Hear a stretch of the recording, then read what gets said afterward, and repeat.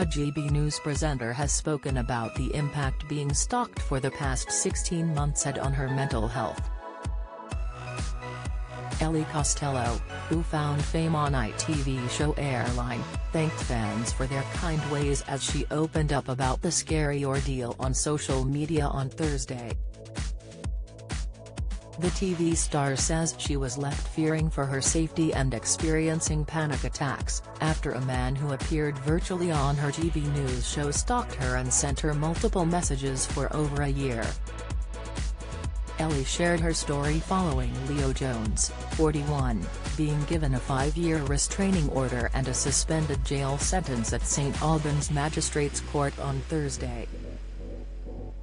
The GB News says she never met Mr. Jones in the flesh but interviewed him on her show over Zoom before he started showing up at her filming locations. Ellie recalls Mr. Jones making into GB News studios at 5 a.m. on one occasion, but she was not at work that day. "I was crying in the witness room before I came into court today. It took everything in my body to do it, but I wanted the court to hear me in person in my own words what this has done to me," she told the Mail Online on Thursday. Taking to her Twitter account the same day Mr. Jones received the order, Ellie posted a lengthy thread recalling her experience and shared resources to help other victims of stalking. Ellie's statement on social media begins with, "For the past 16 months I have been stalked by a man I have never met but who thought he knew me from through a TV screen. Today, he was sentenced and given a 5-year restraining order. I feel an intense sense of relief, but the experience has caused me to experience huge paranoia, anxiety and distress." It continues, "Despite being in a courtroom many times for work, I have never been involved in a court case.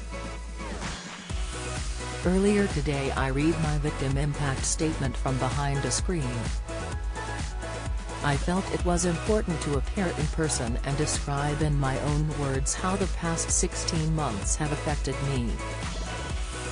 Ellie went on to thank her family, friends, colleague and employer for their support in the statement, and explains how they all helped her gather evidence to get the case to court.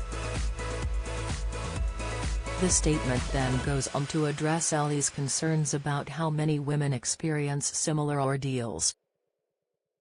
Stalking continues to be a vastly underreported crime, but 1 in 5 women in the UK experience it, Ellie writes. "I let unwarranted and inappropriate messages and unsolicited visits to my workplace go on for far too long before I reported my stalker to the police. If a person's behavior is making you feel uncomfortable, then you should report it as soon as possible." Women specifically have a tendency to make excuses for a person's behavior. Maybe they're not well, maybe they're lonely and not think enough about the impact it is having on their own mental health. The statement continues to recommend a podcast made by a fellow victim of stalking who is also a journalist, before Ellie claims stalking is very common in this industry. Ellie's statement shared on social media concludes with, "I count myself lucky that my case has been dealt with relatively quickly and that I never came to any physical harm. But the reality is that many victims of stalking are victims for several years, and if stalkers are not stopped, their obsession can become sinister, perhaps even fatal. It's important we talk about stalking, and it's important that it's stopped as early as possible." Paladin is an excellent charity which supports victims of stalking.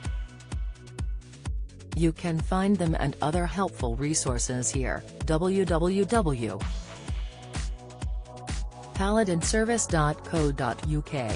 Alistair Stewart, who works with Ellie at GB News, quote-tweeted his colleague's Twitter thread to his own followers on Friday alongside a number of love heart emojis. BBC political correspondent Ione Wells told her followers, "Please do read this important thread by my utterly brilliant friend Ellie about the horrific impacts of stalking on someone's everyday life and work." Mr. Jones pleaded guilty, causing Ellie serious alarm, distress and mental anguish, and was given a 26-week custodial sentence, suspended for 2 years, and a 5-year restraining order.